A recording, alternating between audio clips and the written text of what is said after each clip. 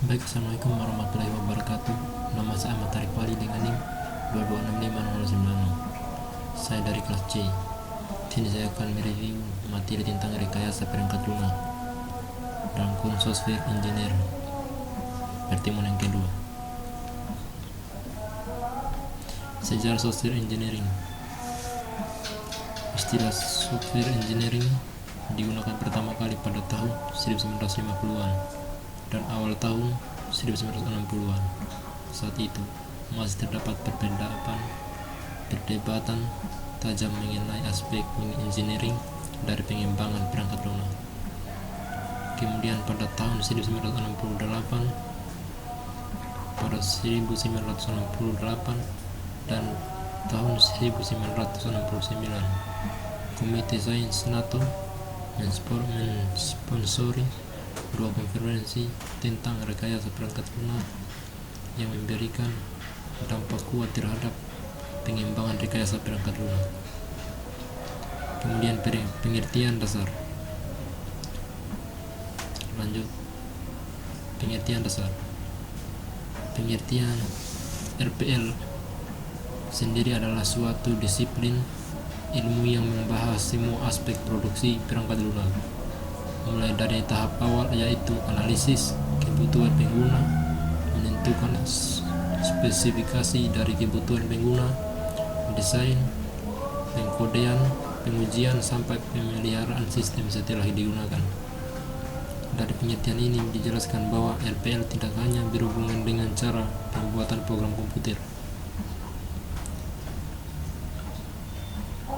Pernyataan tanda kutip semua aspek produksi pada pengertian sebelumnya mempunyai arti semua hal yang berhubungan dengan proses produksi seperti manajemen proyek, penentuan personel, anggaran biaya, metode, jadwal, kualitas, semua dengan pelatihan penggunaan merupakan kegiatan dari RPL sendiri. Kemudian perangkat lunak software. Perangkat lunak merupakan program komputer dan dokumentasi yang saling berkaitan. Rekayasa perangkat lunak berasal dari dua kata yaitu software dalam kurung perangkat lunak dan engineering dalam kurung rekayasa. Perangkat lunak dalam kurung software adalah source code pada suatu program atau sistem. Perangkat lunak tidak hanya dokumentasi terhadap source code, tapi juga dokumentasi terhadap sesuatu yang dibutuhkan selama pengembangan, instalasi, penggunaan, dan juga pemeliharaan sebuah sistem. Kemudian, engineering atau rekayasa adalah aplikasi terhadap pendekatan sistematis yang terdapat atau ilmu pengetahuan dan matematis serta aplikasi tentang produksi terhadap struktur mesin produksi proyek atau sistem. Kemudian rekayasa perangkat lunak adalah suatu disiplin rekayasa yang berkonsentrasi terhadap seluruh aspek.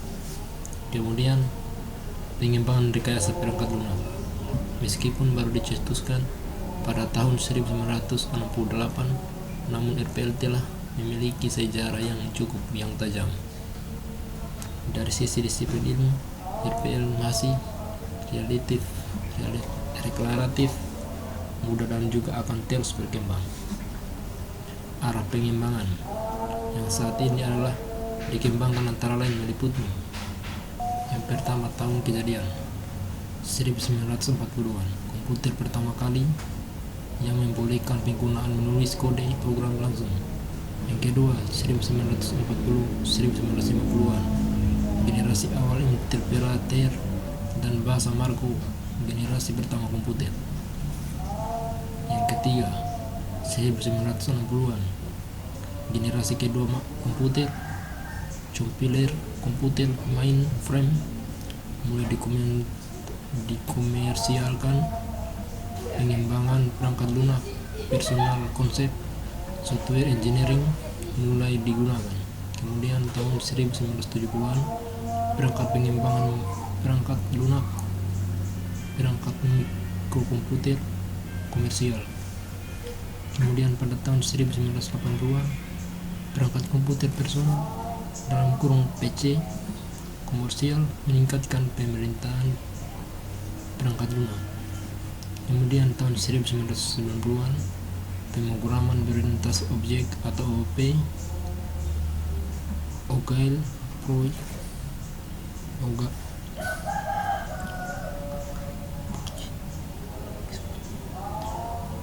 atau bisa disebut sebagai atau Agile Process and Extreme Programming.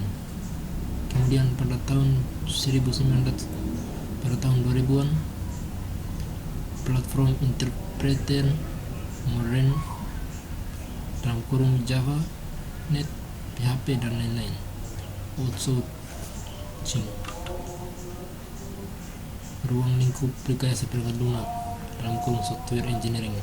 Rekayasa perangkat lunak telah berkembang sejak pertama kali diciptakan pada tahun 1940-an hingga kini. Kemudian fokus utama pengembangannya adalah untuk mengembangkan praktik dan juga teknologi untuk meningkatkan produktivitas pada praktis pengembangan perangkat lunak dan juga kualitas aplikasi yang dapat digunakan oleh pemakai. Kemudian di sini ada juga tahap-tahapannya. Ruang lingkup rekayasa perangkat lunak dalam kurung software engineering.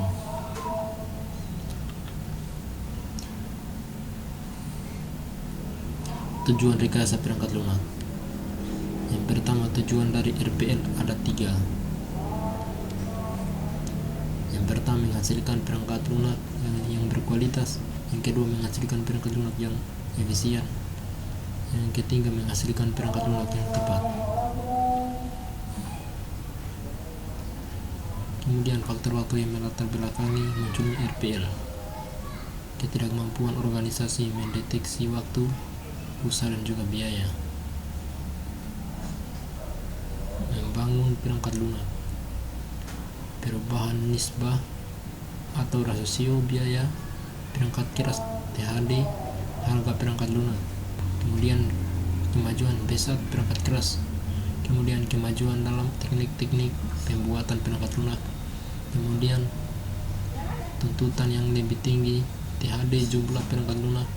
Kemudian tuntutan yang lebih tinggi THD mutu perangkat lunak. Kemudian peningkatan perangkat pemeliharaan. Rekayasa perangkat lunak dan disiplin ilmu lain.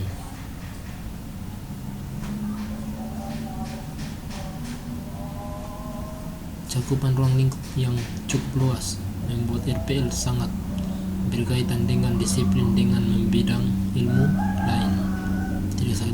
Tidak saja sub bidang dalam disiplin ilmu komputer, namun dengan beberapa disiplin ilmu lain di luar ilmu komputer. Hubungan keterkaitan RPL dengan ilmu lain dapat dilihat pada gambar di bawah ini. Manajemen matematika, ergonomika, rekayasa perangkat lunak, manajemen kualitas, manajemen proyek, rekayasa sistem. Kemudian rekayasa perangkat lunak dan disiplin ilmu lain-lain. Kemudian bidang ilmu manajemen meliputi akuntansi, finansial pemasaran, manajemen operasi, ekonomi, analisis kuantitatif, dan juga manajemen sumber daya alam, manajemen sumber daya manusia, kebijakan dan juga strategis bisnis. Bidang ilmu matematika meliputi aljabar linear, kalkulus, peluang statistik, analisis numerik, dan juga matematika diskrit. Kemudian bidang ilmu manajemen proyek meliputi semua hal yang terkaitan dengan proyek seperti ruang lingkup proyek, anggaran tenaga kerja, kualitas manajemen rasio, dan juga keandalan, pembagian kualitas, dan metode-metode kuantitatif.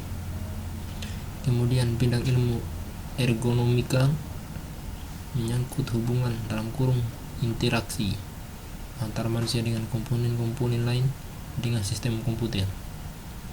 Kemudian bidang ilmu rekayasa sistem meliputi teori sistem, analisis biaya, keuntungan, pemodalan, simulasi proyek, dan juga operasi bisnis. Kemudian sifat dan karakteristik software. Software merupakan elemen sistem logika dan juga bukan elemen sistem fisik seperti hardware. Kemudian elemen itu tidak aus tetapi bisa rusak. Elemen software itu direkayasa atau dikembangkan dan bukan dibuat di pabrik seperti hardware.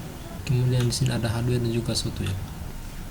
Kemudian di sini ada juga kategori perangkat lunak secara umum. Kita lanjut ke tipe-tipe software. Yang pertama software, sistem software. Di sini sekumpulan program yang ditulis untuk melayani atau menunjukkan program lainnya seperti compiler, editor, utility, sistem operasi, drive, dan juga prosesor telekomunikasi. Kemudian application software, program stand-alone yang digunakan untuk menyelesaikan kebutuhan bisnis tertentu seperti aplikasi untuk memfasilitasi kegiatan bisnis atau pembuatan keputusan teknik atau manajemen. Kemudian engineering and synthetic